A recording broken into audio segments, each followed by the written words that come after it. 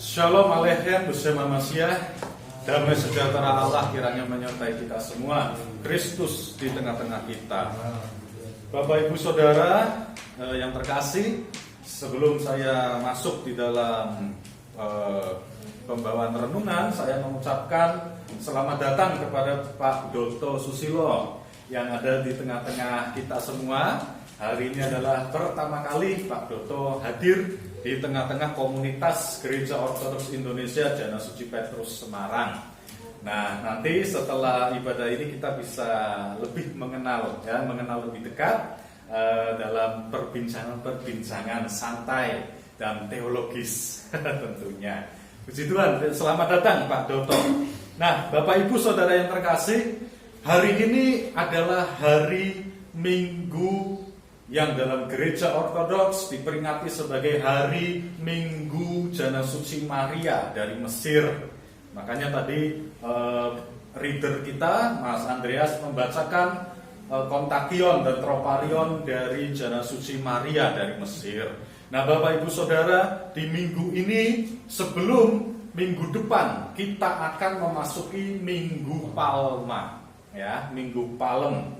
Minggu depan kita akan memasuki Minggu Palem. Sedangkan hari ini orang-orang gereja barat, baik gereja Katolik maupun gereja Lutheran yang High Church, ya, Protestan yang High Church, mereka merayakan Minggu Palma di hari ini. Sedangkan kita masih minggu depan karena ada perbedaan kalender yang kita gunakan dengan mereka. Bapak Ibu Saudara yang terkasih, terkait dengan Minggu Jana Suci Maria dari Mesir, pembacaan Injil kita diambil dari Markus pasal 10 ayat 32 sampai yang ke-45, di mana Tuhan Yesus, sudah kita dengarkan sabdanya, memberitakan tentang perihal penderitaan dan kematian serta kebangkitan yang akan dia alami ke depan. Ya, seperti hari ini, minggu depan kita memperingati Yesus memasuki Yerusalem atau Minggu Palma. Lalu kita memasuki Pekan Kudus, Senin Kudus, Selasa Kudus, Rabu Kudus, Kamis Kudus, Jumat Agung, Tuhan Yesus disalibkan, Sabtu Kudus, kemudian Minggu Paskah. Tuhan Yesus sudah menubuatkan, Tuhan Yesus sudah memberitakan perihal kematiannya terlebih dahulu kepada para muridnya. Dan apa respon dari para murid? Yang kita baca di sini di ayat yang ke-35, ada respon yang diberikan oleh Rasul Yakobus dan Rasul Yohanes. Responnya bagaimana? Yakobus dan Yohanes dia mendekati Tuhan dan berkata, "Guru, kami harap supaya engkau kiranya mengabulkan suatu permintaan kami." Lalu Tuhan bertanya, "Apa yang ingin kamu kehendaki aku perbuat bagimu?" Nah, lalu Bapak Ibu Saudara, ayat yang ke-38, ayat yang ke-37, mereka berkata, "Perkenankanlah kami untuk duduk di dalam kemuliaan-Mu kelak. Seorang di sebelah kananmu, yang seorang lagi di sebelah kirimu." Nah, Bapak Ibu, respon atau permintaan ini keluar dari mulut kedua Rasul Kudus ini. Karena apa? Karena Rasul Yakobus dan Rasul Yohanes itu mendengar pemberitaan Yesus mengenai kematiannya, mengenai penderitaannya, bagaimana nanti dia akan diludahi, disiksa, disalibkan, dan mati serta dikuburkan, dan akan bangkit di hari yang ketiga. Kedua rasul ini, dan saya percaya rasul-rasul yang lain juga, belum mengerti, belum memahami apa maksud perkataan Tuhan. Yang mereka tangkap adalah, Bapak Ibu, mereka tidak siap menghadapi kematian dari sang guru yang mereka ikuti, yang mereka layani. Seolah-olah Rasul Yakobus dan Rasul Yohanes ini berkata kepada Tuhan, "Tuhan, kami tidak mau melepaskan Engkau. Kami tidak mau Engkau sampai mati. Kami tidak mau berpisah dengan Engkau. Kami ingin selalu dekat denganmu, Tuhan." Ya, bahkan di ayat yang lain Rasul Petrus sempat berkata kepada Tuhan, "Jauhlah kiranya hal itu untuk menimpamu," maksudnya penderitaan itu. Nah, Bapak Ibu, ini adalah sebenarnya suatu respon yang alamiah. Betapa kita tidak ingin berpisah dengan orang-orang yang kita sayangi kan, yang kita kasihi. Begitu juga dengan kedua murid ini. Ketika mereka mendengar Yesus akan disalibkan, akan mati dan dikuburkan, kedua rasul ini meminta, Tuhan, kami tak mau melepaskan Engkau, kami ingin selalu dekat denganmu. Oleh karena itu Tuhan, perkenanlah Engkau mengizinkan kami yang seorang nanti duduk di sebelah kananmu, yang seorang di sebelah kirimu. Ketika seseorang ini duduk, ya Bapak Ibu, di sebelah kanan sebelah kiri dari orang yang ingin dia dekat, maka posisinya mereka akan lebih dekat kan. Bayangkan Yesus duduk di tengah, lalu sebelah kanannya ada Rasul Yohanes, sebelah kirinya ada Rasul Yakobus. Mereka akan duduk lebih dekat dengan Yesus. Mereka tidak ingin jauh-jauh dari Tuhan. Mereka ingin dekat dengan Sang Guru. Mereka ingin dekat dengan Tuhan. Nah Bapak Ibu Saudara, ini keinginan yang tulus, keinginan yang sungguh-sungguh, supaya kita selalu dekat dengan Kristus. Tetapi mendengar hal itu Bapak Ibu, Tuhan berkata, Tuhan menjawab, ya. Dan terlebih setelah Tuhan menjawab, nanti kita akan membahas sedikit dari ayat ini.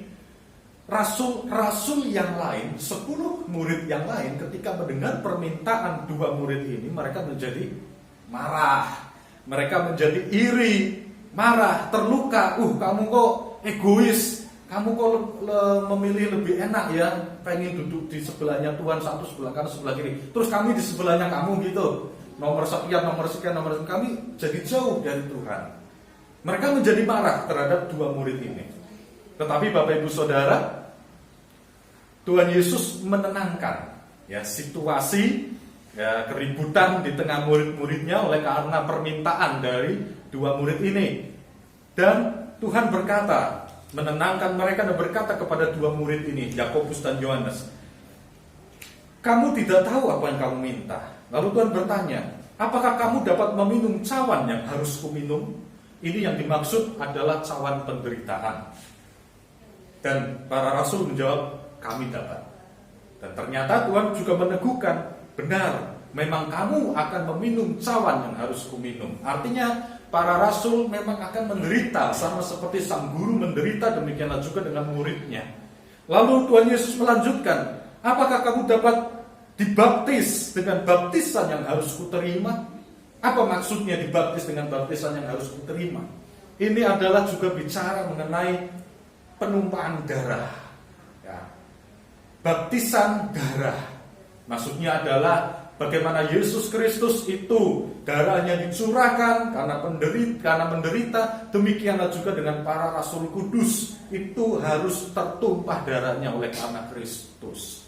Bapak Ibu, Tuhan berkata bahwa tanpa baptisan maka seseorang tidak dapat diselamatkan. Bagaimana pertanyaannya dengan para martir yang kalau kita membaca Sinaksarion, orang-orang kudus, kisah orang-orang suci, di situ ada orang-orang kudus yang misalkan prajurit Romawi. Nah, prajurit Romawi ini ketika dia melihat martir ini mempertahankan imannya kepada Kristus, dia langsung tergerak. Dia langsung menyatakan diri sebagai, aku juga adalah orang Kristen. Seketika itu juga dia ikut dipenggal. Dia belum sempat dibaptis, Bapak Ibu. Apakah dia selamat? Maka dia menerima baptisan yang harus Kristus terima, yaitu maksudnya adalah baptisan darah. Darah yang tertumpah, yang mengunjuri seluruh tubuhnya itu menjadi sarana untuk membaptis tubuhnya sendiri. Nah Bapak Ibu Saudara, para rasul sudah meminum cawan yang sudah Tuhan minum, dan mereka menerima baptisan yang harus Tuhan terima juga. Jelas ya Bapak Ibu, bahwa para rasul pada mulanya tidak mengerti perkataan Tuhan. Lalu bagaimana pertanyaannya untuk kita semua supaya kita bisa intim, kita bisa selalu dekat dengan Tuhan, karena Tuhan berfirman, orang yang duduk di sebelah kananku atau di sebelah kiriku itu telah disediakan bagi barang siapa mereka yang telah disiapkan. Di dalam ikonografi gereja kita, Bapak Ibu bisa melihat ya ikon Kristus. Di sebelah kiri Kristus ada ikon siapa? Jana Suci Yohanes Pembaptis. Lalu di sebelah kanan ikon Kristus ada Bunda Maria Sang Theotokos. Bapak Ibu Saudara, siapa orang-orang yang dimaksud di dalam ayat ini? Mereka. Jadi di dalam kemuliaan Sang Kristus, yang duduk di sebelah kanan Sang Kristus adalah ibundanya sendiri, Sang Theotokos Bunda Maria. Lalu di sebelah kiri Yesus adalah Santo Yohanes Pembaptis, Sang Perintis Jalan, yang merintis jalan kemesiasan bagi Kristus. Jadi itu memang tersedia untuk Bunda Maria dan Yohanes Pembaptis. Para rasul ya setelah mereka. Makanya setelah ikon Theotokos, sebelah kanan dari ikon Theotokos adalah ikon dari Jana Suci, patron saint dari paroki atau komunitas masing-masing. Kalau kita komunitas Santo Petrus, maka sebelah kanan dari Bunda Maria adalah Santo Petrus. Kalau di Salatiga, Santa Barbara, ya sebelah kanannya Santa Barbara. Tergantung kepada patron sucinya masing-masing. Tetapi di mana-mana gereja ortodoks di seluruh dunia, pakemnya ikon adalah ya Kristus, sebelah kirinya Kristus adalah Yohanes Pembaptis, sebelah kanannya adalah Sang Theotokos. Karena itu adalah perkataan Tuhan sendiri di dalam Injil Markus. Bapak Ibu Saudara yang terkasih, bagaimana juga caranya kita bisa dekat dengan Kristus, sama seperti Sang Theotokos dengan Yohanes Pembaptis, beserta dengan para rasul lainnya. Ini yang menjadi pertanyaan kita pada pagi hari ini. Yakobus dan Yohanes belum mengerti siapa Yesus pada waktu itu, dan untuk apa tujuan Yesus datang ke dunia, serta konsekuensi apa yang akan dihadapi oleh Yesus. Para murid masih belum siap terhadap suatu perubahan radikal di dalam kebenaran. Karena pemandangan orang-orang Yahudi mengenai Mesias adalah pahlawan perang politik yang akan membebaskan orang Israel dari penjajahan Romawi. Bagaimana bisa Mesias ini harus menderita, diludahi, disalibkan? Mereka belum siap terhadap perubahan radikal itu. Oleh karena itu Bapak Ibu Saudara, di ayat yang ke-42 Tuhan berkata, kamu tahu bahwa mereka yang disebut pemerintah bangsa-bangsa memerintah rakyatnya dengan tangan besi, dan pembesar-pembesarnya menjalankan kuasa dengan keras atas mereka. Ini adalah sistem dunia. Ini adalah nilai-nilai pemerintahan dunia. Yang berkuasa, maka dia yang memegang kendali atas yang dikuasai. Ya, bahkan yang ironis saat-saat ini adalah yang kaya makin kaya, yang miskin makin miskin. Jadi adanya penindasan, adanya kekerasan, perampasan, dan lain sebagainya. Itu semua adalah sistem dunia. Akan tetapi perubahan radikal yang Tuhan ajarkan di ayat yang ke-43, barang siapa ingin menjadi besar di antara kamu, hendaklah ia menjadi pelayanmu. Barang siapa ingin jadi terkemuka, hendaklah ia menjadi hamba untuk semua. Karena anak manusia datang bukan untuk dilayani, melainkan untuk melayani. Dalam nilai-nilai dunia, Bapak Ibu, kita dihadapkan pada hal-hal yang baru, yang mana kita akan mencari sesuatu ya yang akrab menurut pemandangan kita, dan kita mempertahankan setiap argumentasi yang kita miliki.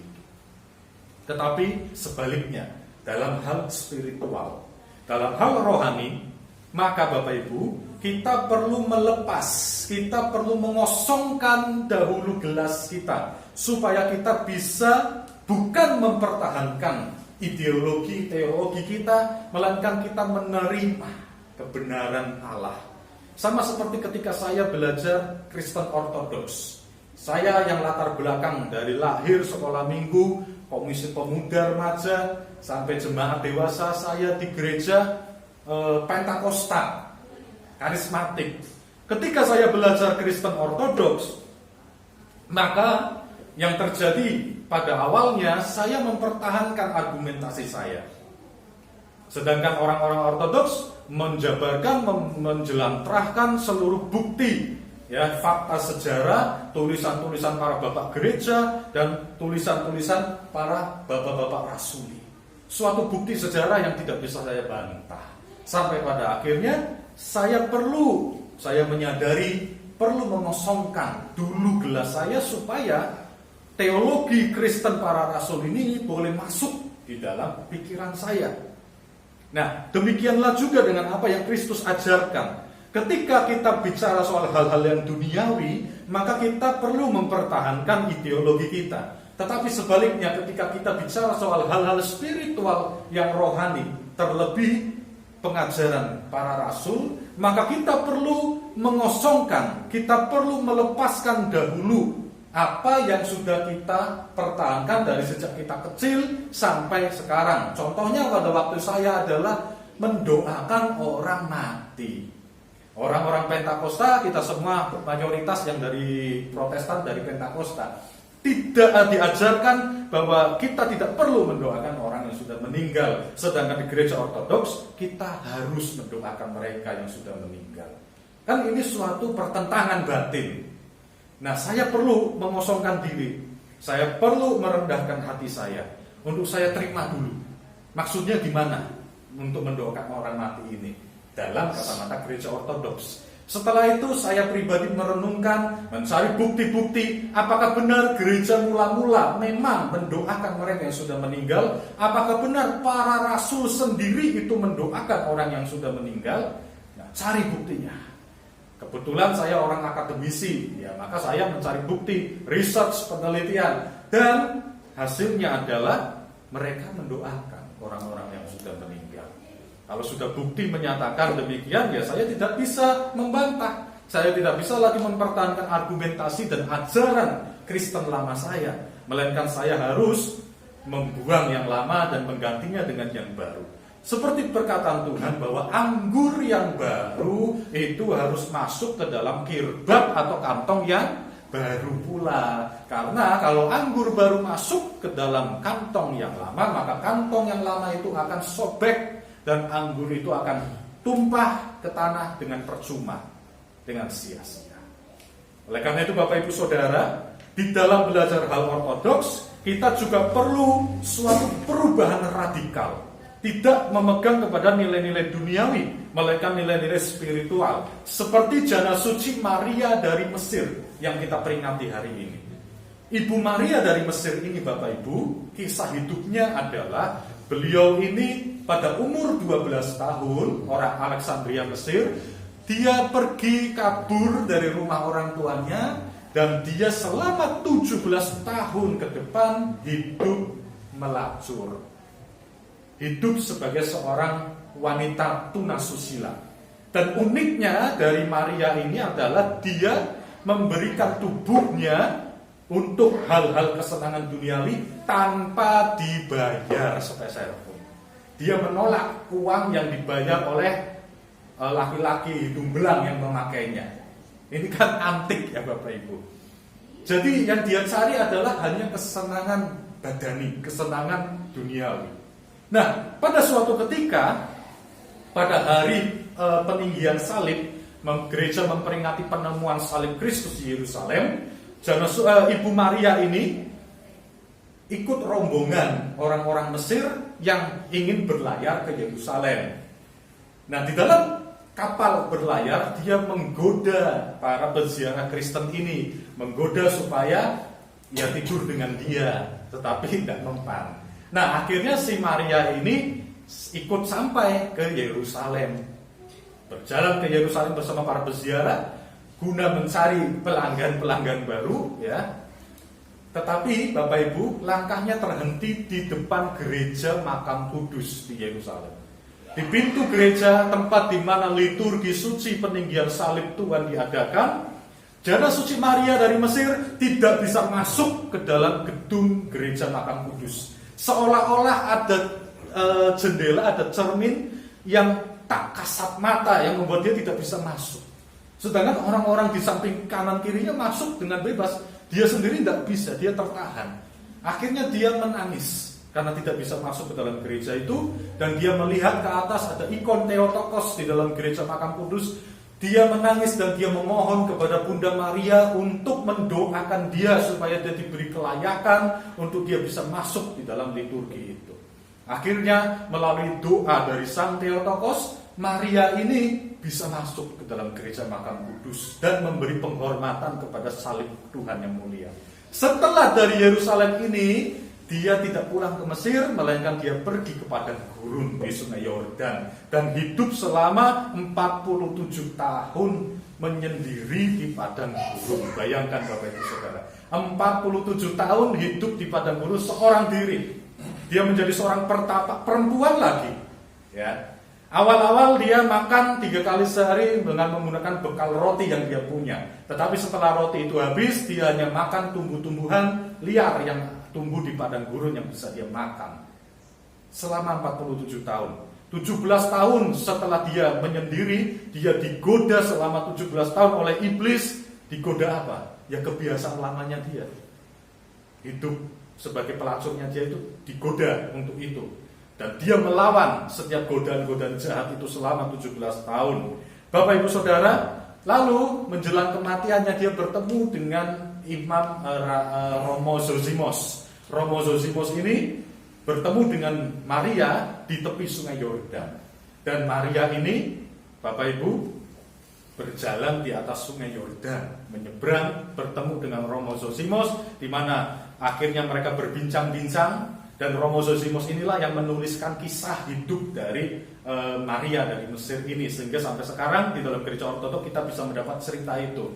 Nah, Maria dari Mesir ini kemudian diberi perjamuan kudus, dan Maria berkata kepada Romo Zosimos supaya ya Romo Zosimos tahun depan di waktu yang sama bisa datang lagi ke situ untuk memberikan perjamuan kudus kepadanya.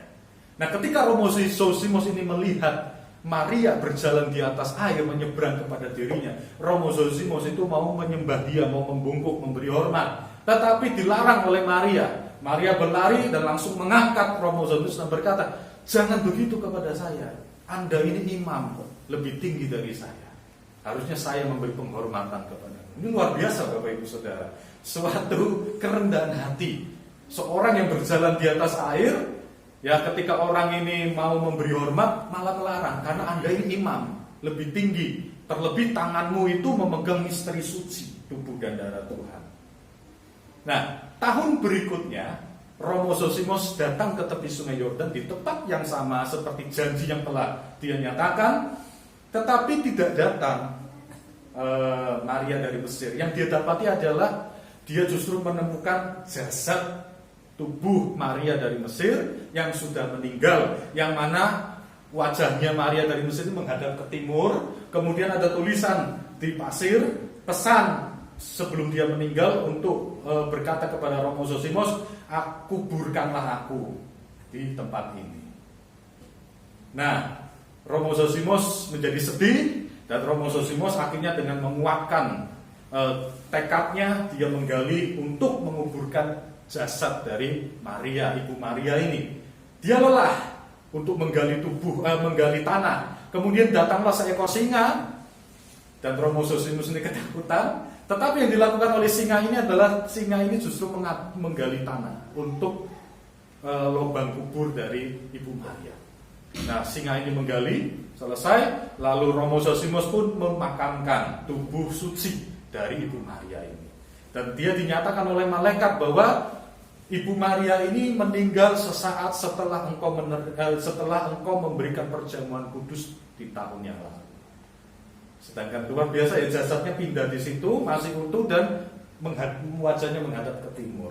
Nah, Romo Zosimos kemudian pulang ke biarannya di Yerusalem dan menceritakan kepada para rahib yang lain, serta menuliskannya kisah hidup ini di dalam bahasa Yunani, sampai sekarang sudah diterjemahkan kepada kita dalam bahasa Indonesia, yang mana Life of Saint Mary of Egypt ini diceritakan, dibacakan ketika minggu peringatan Jana Suci Maria dari Mesir. Lihatlah Bapak Ibu kepada Ibu Maria dari Mesir ini, dari kehidupannya yang gelap, yang begitu bobroknya, mungkin ya Bapak Ibu, dan saya percaya tidak ada di antara kita di sini yang hidupnya seburuk dan sebobrok dari Ibu Maria dari Mesir. Akan tetapi dari orang yang sangat berdosa ini, yang sangat kotor ini, dia bertobat, dan inilah titik awal perubahan radikal dalam hidupnya. Dia menyerahkan hidupnya kepada Tuhan sampai akhirnya dia menjadi orang kudus, dia menjadi orang suci. Terlebih lagi kita Bapak Ibu Saudara, kalau kita ingin intim dengan Kristus seperti Ibu Maria dari Mesir, sekarang beliau ada di Firdaus dan dekat dengan Kristus seperti para rasul yang lain, maka kita juga perlu perubahan radikal di dalam kehidupan kita. Kalau kita ingin duduk di sebelah kanan dan kiri dari Kristus, maka kita perlu perubahan radikal dalam hidup kita. Memang perlu perjuangan Bapak Ibu, sama seperti Ibu Maria dari Mesir ini. Selama 17 tahun dia berperang melawan cobaan yang berkecamuk di dalam dagingnya karena kebiasaan lamanya itu. Tetapi Bapak Ibu Saudara, dengan Roh Kudus kita akan dimampukan oleh pertolongan doa dari Sang Theotokos. Kiranya Kristus Allah boleh mengasihani kita semua. Kemuliaan bagi Sang Bapa, Sang Putra, serta Sang Roh Kudus sekarang dan selalu setas panjang segala abad. Amin.